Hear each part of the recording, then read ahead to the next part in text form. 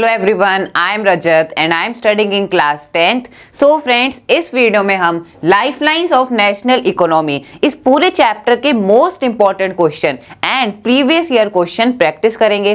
Friends, मैंने इस chapter का डिटेल वीडियो भी बना रखा है और इन सभी क्वेश्चंस की पीडीएफ का लिंक आपको डिस्क्रिप्शन बॉक्स में गिवन है, सो वहां से आप इन्हें एक्सेस कर सकते हैं। Now let's get started. So friends, start करते हैं विद दी 1 मार्क क्वेश्चन।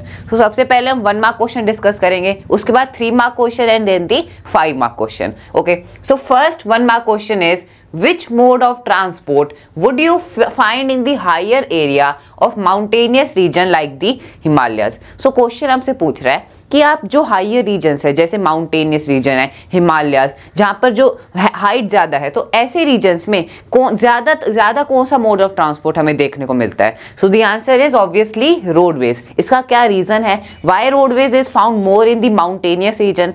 क्योंकि फ्रेंड्स, हम जानते हैं कि जो माउंटेनियस रीजन होता है वहाँ पे रेलवे लाइन्स कंस्ट्रक्ट करना मुश्किल है, क्योंकि देखो मेनली 2 ही यहाँ पे लैंड ट्रांसपोर्ट हो सकते हैं, या तो रोडवेज या तो रेलवेज। सो रेलवे लाइन कंस्ट्रक्ट करना माउंटेनियस रीजन में बहुत हार्ड है। क्यों? क्योंकि देखो यहाँ पे हाइट बहुत ज़्यादा होती है और रेलवे लाइंस को एक बड़ा एरिया चाहिए। जो ट्रेन होती है उन्हें एक बड़ा एरिया चाहिए। अगर मान लो मुड़ना है तो ऐसे 90 डिग्री टर्न होते हैं माउंटेन्स में, ऐसा रेलवेज ट्रेन्स नहीं कर सकती हैं। सो दैट्स वाई यहाँ पे रोडवेज ज़्यादा प्रेफर की जाती है इन दी mountainous region. Okay, then name the inland riverine port of India. Now we have to name the inland riverine port. Friends, inland riverine port क्या होता है? देखो, सबसे पहले तो riverine port क्या होता है? ऐसा पोर्ट जो एक रिवर की कोस्ट पर लोकेटेड हो, और इनलैंड मतलब टेरिटरी के अंदर जो होता है वो इनलैंड होता है। सो इसको डायग्राम से समझते हैं इनलैंड रिवराइन पोर्ट को। सो देखो, फॉर एग्जाम्पल ये इंडिया की बाउंड्री है एंड दिस इज दी सी। यहाँ से मान लो थोड़ा सा पानी ऐसे अंदर जा रहा है, ओके, और कोई पोर्ट जो यहाँ पर लोकेटेड हो, जो इस रिवर की कोस्ट पर लोकेटेड हो, सो ऑब्वियसली ये इनलैंड है, टेरिटरी के अंदर है and it is located at the coast of a river, so this is known as inland riverine port. So friends, India का ओनली एक रिवराइन पोर्ट है which is the Kolkata port. Okay, so this is the answer, Kolkata port. Now let's move forward. So the next 1 mark question is which of the following means of transport is used for carrying solid in a slurry form? So question हमसे पूछ रहे हैं कि ऐसा कौन सा mode of transport है जो सॉलिड्स को स्लरी की फॉर्म में ट्रांसपोर्ट करने में उसका यूज किया जाता है? So the answer is pipelines. Pipelines के थ्रू स्लरी, मतलब देखो फ्रेंड्स, हम जानते हैं कि लिक्विड्स को और गैस को तो ट्रांसपोर्ट किया ही जाता है पाइपलाइंस के थ्रू, जैसे ऑयल को, नेचुरल गैस को ट्रांसपोर्ट किया जाता है, और सॉलिड्स को देखो डायरेक्ट तो ट्रांसपोर्ट नहीं कर सकते पाइपलाइंस के थ्रू, लेकिन सॉलिड को एक स्लरी की फॉर्म में कन्वर्ट कर दिया जाता है। स्लरी मतलब फ्रेंड्स एक सेमी लिक्विड फॉर्म होती है सॉलिड की, ताकि वो इजीली ट्रांसपोर्ट हो सके through pipelines. Okay, so pipelines is the answer. Then name the deepest and landlocked port of India. Deepest मतलब उसकी सी से सबसे ज्यादा डेप्थ है अगर हम उसे दूसरे पोर्ट से कंपेयर करें, और लैंडलॉक्ड पोर्ट मतलब वो मतलब चारों तरफ उसके लैंड है और सिर्फ एक ही पासेज है जो सी की तरफ है। देखो फॉर एग्जाम्पल डायग्राम से, यहाँ पे मान लो ये बाउंड्री है, यहाँ पे कोई पोर्ट लोकेटेड है और उसका सिर्फ एक फेस है आगे की तरफ टूवर्ड्स दी सी, ये है सी। ओके, सो इसका क्या है, चारों तरफ लैंड है, इट इज लैंड लॉक्ड, और एक पासेज है which is towards the sea और the ocean. Okay, so deepest and land lock port of India is the Visakhapatnam port. Okay friends, और फ्रेंड्स यहाँ पे पोर्ट से रिलेटेड और भी क्या क्वेश्चन पूछे जा सकते हैं? That name the largest natural port of India. So name the largest natural port कौन सा है फ्रेंड्स? मुंबई पोर्ट। ओके, और मुंबई पोर्ट पर ज्यादा प्रेशर, जो ज्यादा ट्रेड होता है उस पोर्ट से, उसको रिड्यूस करने के लिए जवाहरलाल नेहरू पोर्ट भी कंस्ट्रक्ट किया गया है। ओके, सो ऐसी पोर्ट से रिलेटेड और भी क्वेश्चन पूछे जा सकते हैं, like name the biggest artificial port of India. So artificial port क्या है? Chennai port. Okay, so Chennai port is the largest artificial port and the largest natural port is Mumbai port. Okay,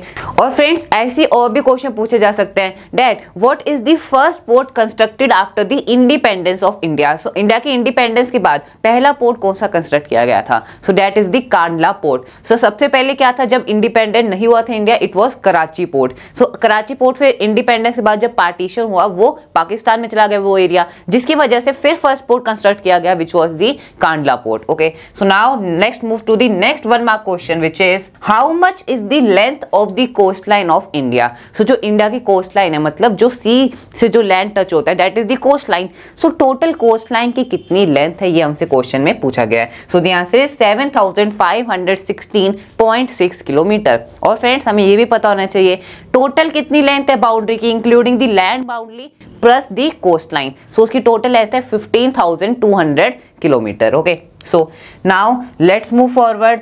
So now another one mark question, when and where the first train steamed off in India? So कब और कहाँ पहली train steamed of हुई थी, मतलब सबसे पहले train कब चली थी इंडिया में। Okay, so the first train steamed off from Mumbai to Thane in 1853 covering a distance of 34 kilometre. So friends ये बहुत इंपॉर्टेंट क्वेश्चन है, it can come in exams कि सबसे पहली ट्रेन कब स्टीम्ड ऑफ हुई थी, कहाँ से कहाँ हुई थी। सो दी मुंबई से थाने और इन द ईयर 1853, और कितना डिस्टेंस कवर किया टोटल, कितना 34 kilometre. Okay friends, so now next question, the 4 or 6 lane highways crossing the country from east to west and north to south are called.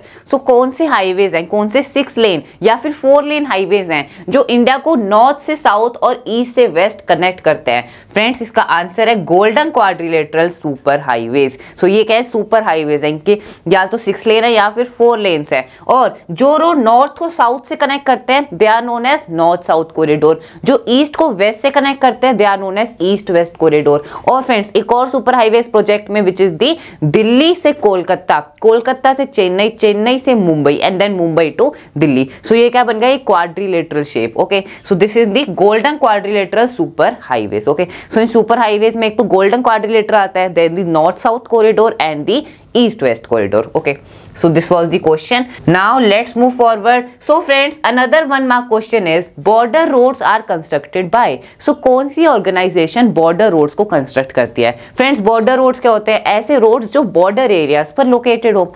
और हम जानते हैं कि ये border roads strategically बहुत ज्यादा important भी होता है, आर्म फोर्सेस के लिए भी और जो सिविल पर्सन वहां पे रहते हैं उनके लिए भी। ओके, सो border roads को कौन कंस्ट्रक्ट करता है, कौन सी ऑर्गेनाइजेशन इन्हें मेंटेन करती है। The answer is border road organisation, BRO।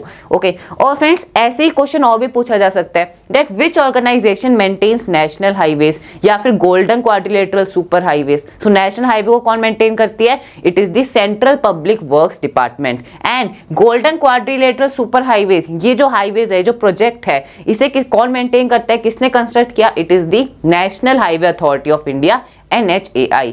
और स्टेट हाईवेज को कौन मेंटेन करता है, it is the state public works department, SPWD। Okay, and friends ऐसे और भी क्वेश्चन पूछे जा सकते हैं दैट डिस्ट्रिक्ट रोड्स को कौन कंस्ट्रक्ट और मेंटेन करता है, इट इज द जिला परिषद, the district council. Okay, so friends now the next one mark question is villages are connected to major towns through this scheme of road। so कौन सी scheme है जिसके through यहाँ पे villages को major town से connect किया जाता है। So the scheme name is प्रधानमंत्री ग्रामीण सड़क योजना, जिसकी शॉर्ट फॉर्म है PMGSY।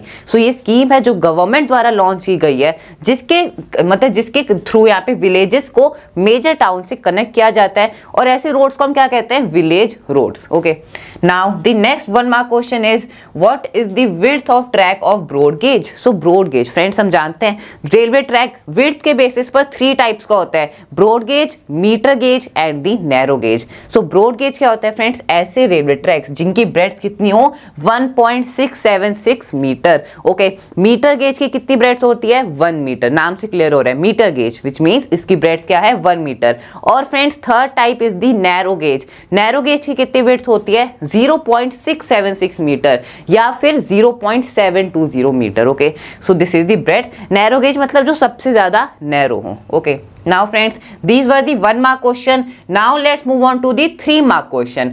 So first 3 mark question is dense and efficient network of transport is a prerequisite for local and national development. Analyze the statement. So friends देखो question हमसे क्या पूछ रहा है। फ्रेंड्स अगर आपने क्वेश्चन समझ लिया तो आप इजीली इसका आंसर फ्रेम कर सकते हो। Okay, so the question is asking dense and efficient network of transport is a prerequisite। prerequisite मतलब इंपॉर्टेंट है, इट इज नेसेसरी। सो एक कंट्री की डेवलपमेंट के लिए for the local and national development एक dense and efficient means of transport required है, वो एक प्री-रिक्विजिट है। ओके, सो जैसे हम जानते हैं कि फ्रेंड्स मैन्युफैक्चरिंग इंडस्ट्रीज एक देश की डेवलपमेंट में कितना इंपॉर्टेंट रोल प्ले करती है। सो ये हमने अपने पिछले चैप्टर में डिस्कस किया था। अब यहाँ पे वो जो मैन्युफैक्चर्ड गुड्स जो इंडस्ट्रीज बनाती हैं वो किस रेट पर ट्रांसपोर्ट हो रहे हैं, हैं, डिमांड लोकेशन तक वो कितनी जल्दी ट्रांसपोर्ट हो रहे हैं। सो ये फैक्टर एक नेशन की डेवलपमेंट को डिटरमाइन करता है। सो यहाँ पे हमें इस स्टेटमेंट को एनालाइज करना है। सो देखो friends, efficient means of transport are a prerequisite for the fast development. So हम जानते हैं कि फास्ट डेवलपमेंट, एक कंट्री की इकोनॉमिक डेवलपमेंट के लिए ट्रांसपोर्ट, एक एफिशिएंट मीन्स ऑफ ट्रांसपोर्ट कितना ज्यादा इंपॉर्टेंट है। Okay, first is road connect distant areas and increase connectivities. So obviously road जो डिस्टेंट एरियाज है, मतलब जो दूर दराज के एरियाज है, उन्हें कनेक्ट करते हैं, जिसकी वजह से कनेक्टिविटी इंक्रीज होती है। जैसे कि हम जानते हैं फ्रेंड्स, बॉर्डर रोड्स, जो बॉर्डर एरियाज होते हैं वहां पर रोड्स कंस्ट्रक्ट करना कितना मुश्किल है। सो बॉर्डर रोड्स क्या करते हैं, कनेक्टिविटी इंक्रीज करते हैं उस एरिया में, सिविलियंस के लिए भी और साथ साथ आर्म्ड फोर्सेस के लिए भी। Okay, then second point, transport of perishable goods become easier. सबसे पहले तो पेरिशेबल गुड्स क्या होते हैं फ्रेंड्स? पेरिशेबल गुड्स ऐसे गुड्स जो मतलब खराब हो जाते हैं, मतलब अगर वो उनको ज्यादा टाइम के लिए मतलब ऐसे रखा जाए सो वो खराब हो जाते हैं। जैसे हम जानते हैं फूड प्रोडक्ट्स होते हैं, सो ऐसे गुड्स को जो ट्रांसपोर्ट अगर फास्टर रेट पर किया जाए सो वो खराब नहीं होंगे, जैसे एयरवेज के थ्रू अगर ट्रांसपोर्ट किया जाए। Okay, so these goods are known as perishable goods. Then third point is rail transport helps in the movement of heavy goods.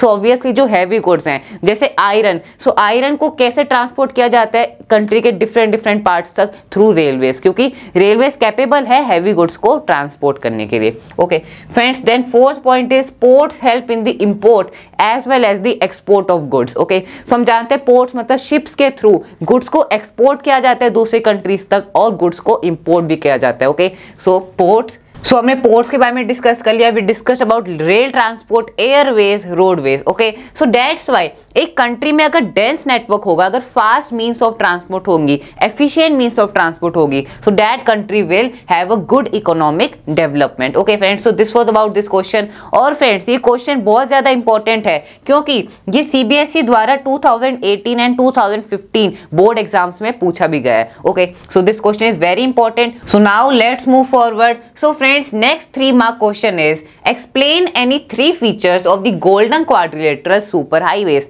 so friends, हम जानते हैं जो golden quadrilateral super highways है, मतलब जो दिल्ली जो quadrilateral shape में जो प्रोजेक्ट है, that is दिल्ली को किससे कनेक्ट करते हैं? कोलकाता, कोलकाता से चेन्नई, चेन्नई से मुंबई। ओके, सो ये क्वाड्रिलेटरल शेप बन जाती है। सो इस प्रोजेक्ट के हमें यहाँ पे 3 फीचर्स बताने हैं, स्टेट करने हैं। ओके, सो स्टार्ट करते हैं। The following are the features of the golden quadrilateral super highways. So देखो सुपर हाईवेज फ्रेंड्स कितने प्रोजेक्ट्स है, उसमें टोटल 3 हैं। एक तो है golden quadrilateral, then second is the north south corridor, third is the east west corridor. Okay, so यहाँ पे गोल्डन क्वाड्रिलेटरल के हमसे फीचर्स पूछे गए हैं। First, it is a central government project of major road development that links 4 metro cities Delhi, Kolkata, Chennai, Mumbai and Delhi. So ये एक बहुत मेगा प्रोजेक्ट है बाय द इंडियन गवर्नमेंट जो इन 4 मेजर सिटीज को कनेक्ट कर रहे हैं, 4 मेट्रो सिटीज को कनेक्ट कर रहा है ये road project. Okay, then it is a 6 lane super highway. So ये 6 लेन सुपर हाईवे है। Okay, so that's why it is known as golden quadrilateral super highways. Okay,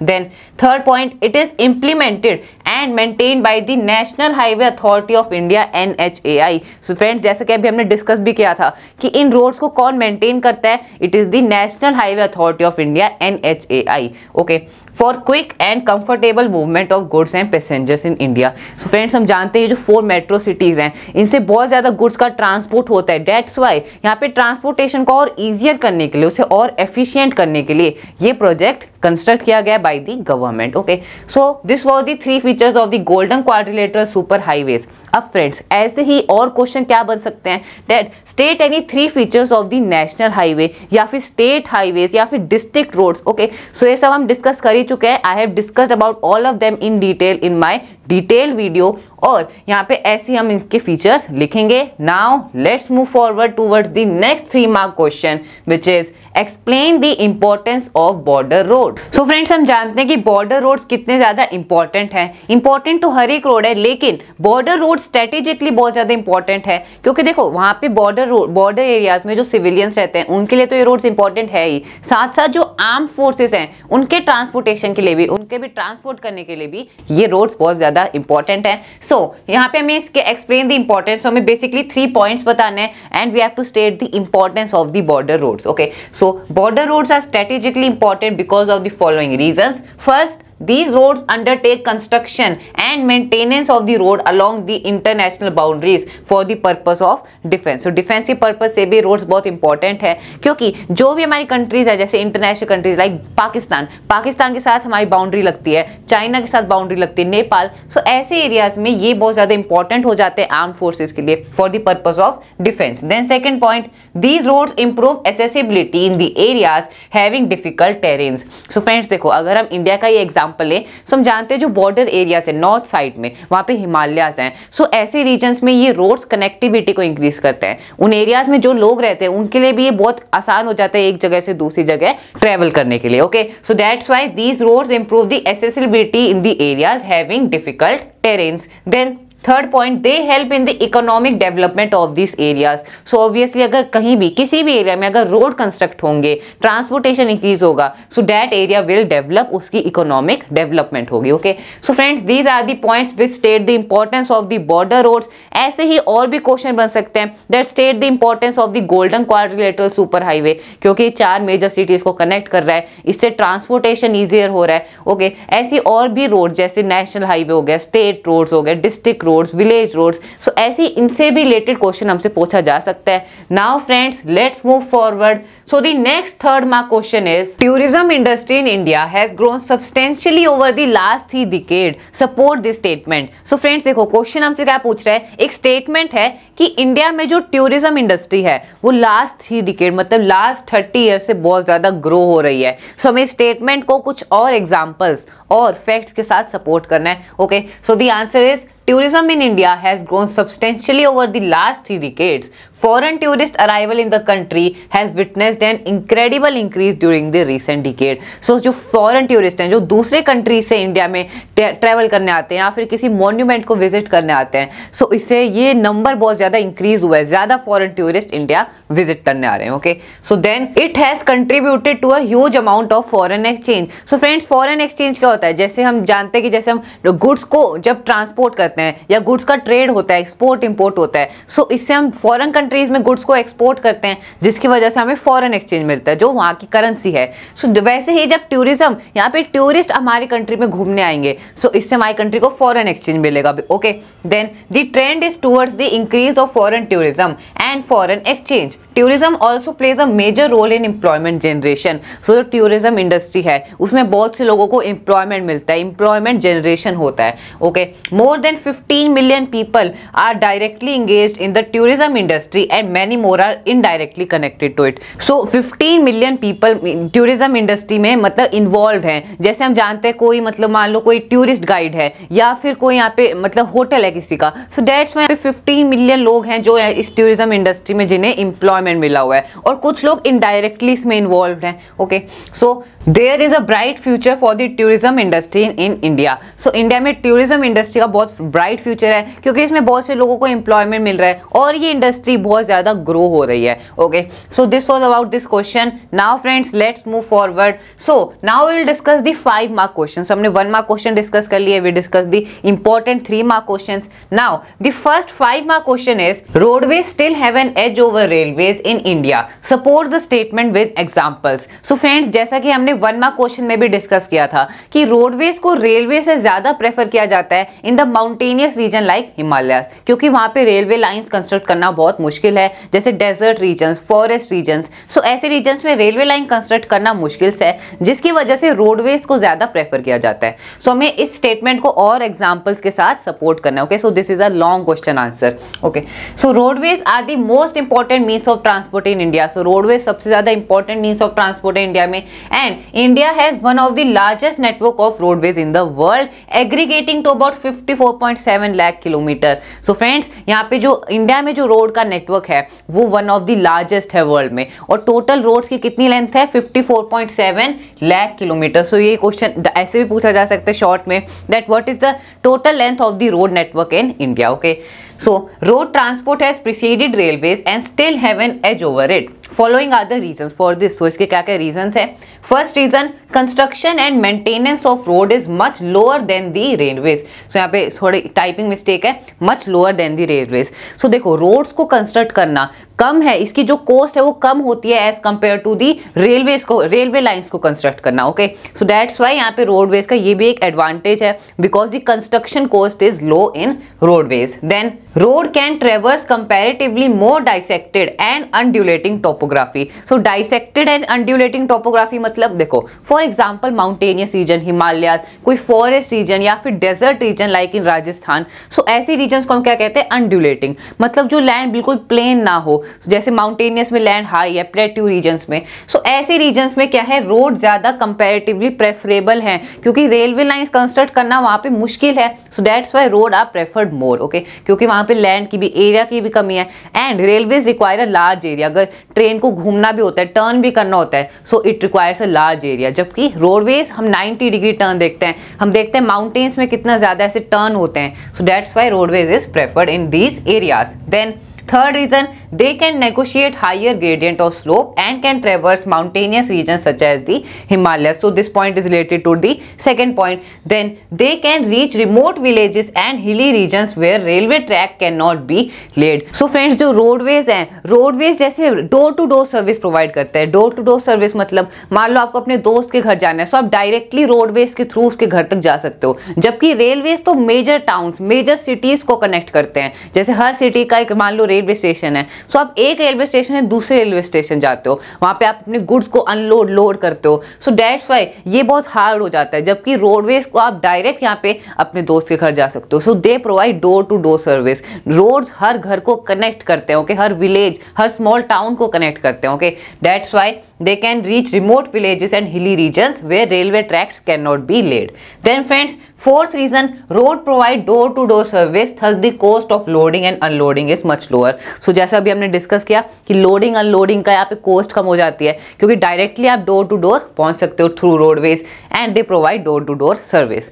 so friends, these are the reasons why roadways have still have an edge over railways in India. Okay, so these are the reasons. Now friends, let's move forward towards the next 5-mark question, which is Indian Railway accelerates the economic life of the country as well as the development of industry and agriculture. Support the statement with examples. So friends, हम जानते हैं कि देखो अभी हमने किसके बारे में डिस्कस किया, रोडवेज के बारे में, कि रोडवेज कैसे यहाँ पे रेलवे से कई जगह ज्यादा प्रेफर की जाती हैं। लेकिन यहाँ पे रेलवेज भी फ्रेंड्स बहुत इंपॉर्टेंट मोड ऑफ ट्रांसपोर्ट है, क्योंकि हम जानते हैं जो हैवी गुड्स हैं जैसे आयरन, उनके ट्रांसपोर्टेशन के लिए, इंडस्ट्रीज के लिए रेलवे बहुत ज्यादा इंपॉर्टेंट है। साथ साथ जब लॉन्ग डिस्टेंस ट्रेवल करना होता है, सो उसके लिए भी रेलवेज बहुत ज्यादा इंपॉर्टेंट है। ओके, सो हमें इस स्टेटमेंट को एग्जाम्पल के साथ इसे सपोर्ट करना है और इसको फैक्ट्स के साथ इस स्टेटमेंट का हमें यहाँ पे डिस्कस करना है। Okay, so Indian railways accelerate the economic life of the country as well as the development of industry and agriculture.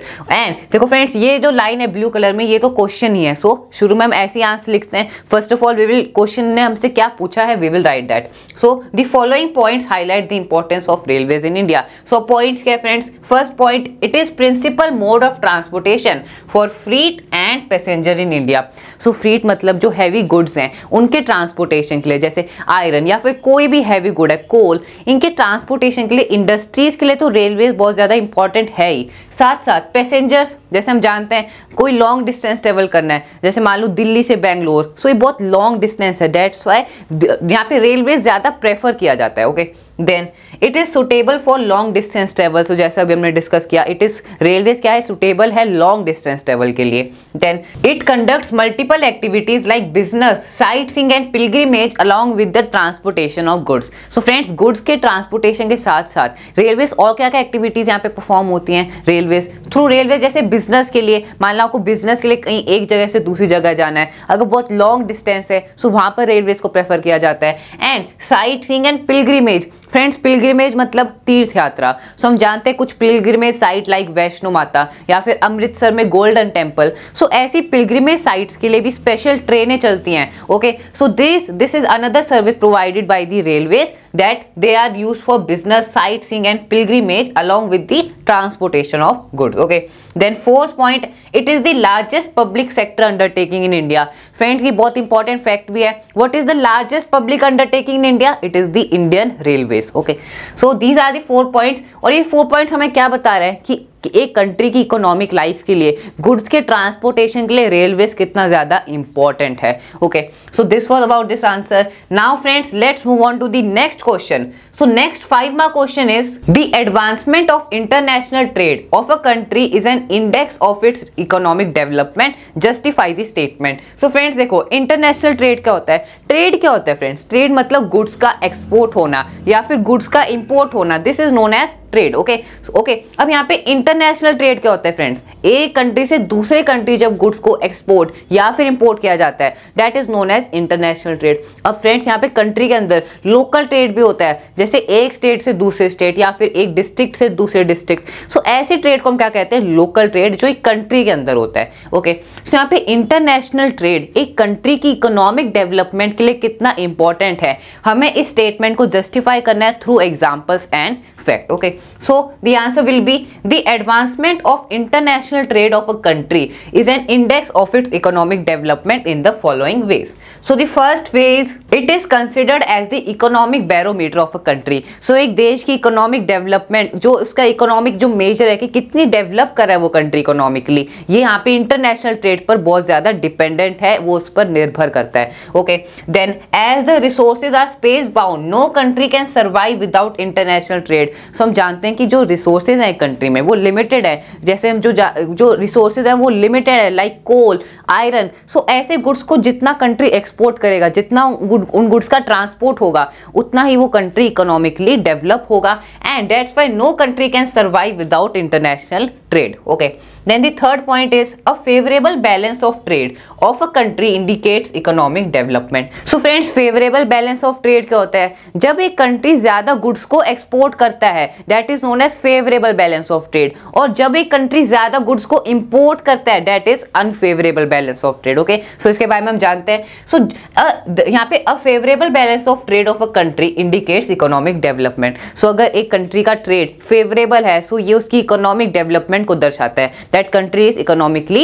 developing. Okay, then friends, the fourth point is international trade help in the exchange of surplus good with those of different countries. So मान लो हमारी किसी एक country में कोई ऐसा goods manufacture होता है जो दूसरी कंट्रीज में नहीं है, जैसे फॉर एग्जांपल हम जानते हैं जो सऊदी अरेबिया कंट्रीज हैं या येमेन, ओमन, इन कंट्रीज में ज्यादा ऑयल यहाँ पे एक्सट्रैक्ट होता है। सो दैट्स वाई ये कंट्रीज दूसरे कंट्रीज को ऑयल को एक्सपोर्ट करते हैं, क्योंकि वहां पे ऑयल ज्यादा पाया जाता है, जिसकी वजह से जिन कंट्रीज में ऑयल की कमी है वो कंट्रीज यहाँ से इंपोर्ट करती हैं ऑयल को। ओके, दैट्स वाई यहाँ पे जो गुड्स का एक्सचेंज है, वो एक कंट्री जिसके पास ज्यादा वो रिसोर्स है, वो कंट्री दूसरे कंट्रीज को क्या करते हैं? ट्रेड करती है उनके साथ, ताकि उनको भी वो रिसोर्स मिल सके। Okay, so the international trade help in the exchange of surplus good, जो गुड एक कंट्री के पास ज्यादा है, ज्यादा क्वांटिटी में प्रेजेंट है, okay, with those of different country, मतलब जिन कंट्री के पास वो रिसोर्स नहीं है, कम क्वांटिटी में प्रेजेंट है। Okay, then the fifth point, exchange of commodities and goods have been suspended by the exchange of information and knowledge. So friends, goods के transport के साथ साथ इंफॉर्मेशन का भी यहाँ पे ट्रांसपोर्टेशन होता है through trade. Okay, so this is also very important point. So friends, these are the 5 points which show that international trade for a country is very important and it represent the economic development of a country. एक देश कितना develop कर रहा है वो उसकी international trade पर भी डिपेंडेंट है। Okay, so friends, this was about this question. Now let's move on to the next question. So another 5 mark question is classify communication services into 2 categories, explain main features of each. So friends, communication क्या होता है? Communication 2 types हो सकता है। अभी तक हम क्या पढ़ रहे थे? We were discussing about physical communication. मान लो ट्रांसपोर्टेशन थ्रू कार और through truck, so that is physically communication. और फ्रेंड्स दूसरा टाइप होता है it is verbal communication, मतलब जैसे आप अपने दोस्त से फोन पर बात कर रहे हो, so that is verbal communication. Okay, so ये फ्रेंड्स ये verbal communication 2 टाइप्स का होता है। So communication services can be classified into 2 categories, personal communication and mass communication. So नाम से क्लियर हो रहा है, personal communication मतलब जब आप अपने दोस्त से बात कर रहे हो, so that is personal communication. mass communication मतलब for example जब आप टीवी पे न्यूज देखते हो, so जो एंकर है वो मतलब एक लार्ज ऑडियंस को मतलब कम्युनिकेट कर रहे हैं, so that is mass communication, जब एक लार्ज नंबर ऑफ पीपल को कम्युनिकेट किया जा रहा हो। Then main features of personal communication. So first one by one हम इन दोनों टाइप्स के बारे में डिस्कस करेंगे। We will discuss the difference between both of them. So it is the communication between person to person. In this communication only personal messages are exchanged. So personal communication मतलब जब personally आप एक person से दूसरे person बात कर रहे हो, so that is personal communication. Personal communication is done through mobile phones, letters, emails, postcard, etc. Okay, so then main feature of mass communication. So mass communication के क्या क्या मेन फीचर्स है, कैसे होता है mass communication. So it is the communication among masses. It provides entertainment as well as awareness about various national programs. So जब एक larger number of audience को कम्युनिकेट किया जा रहा हो, डेट इज मास कम्युनिकेशन. और ये किसके थ्रू होता है? Mass communication is done through radio, television, newspaper, magazines, books, films etcetera. Okay, हम जानते हैं जैसे टेलीविजन पर या फिर हम कोई फिल्म देखते हैं, so that is a type of mass communication. Okay, radios पर, books, films, these all are example of means through which mass communication occur. Okay, so friends, this was about this question. These are the two types of communication, which is the mass communication and personal communication. Now let's move on. So friends, from this question we came to an end to our session in which we discussed about the most important question and previous year question of the lifeline of national economy. So friends, अगर आपको किसी भी question में कोई भी doubt है, so मुझे comment box में जरूर बताना. So that's all for this video. Thanks for watching.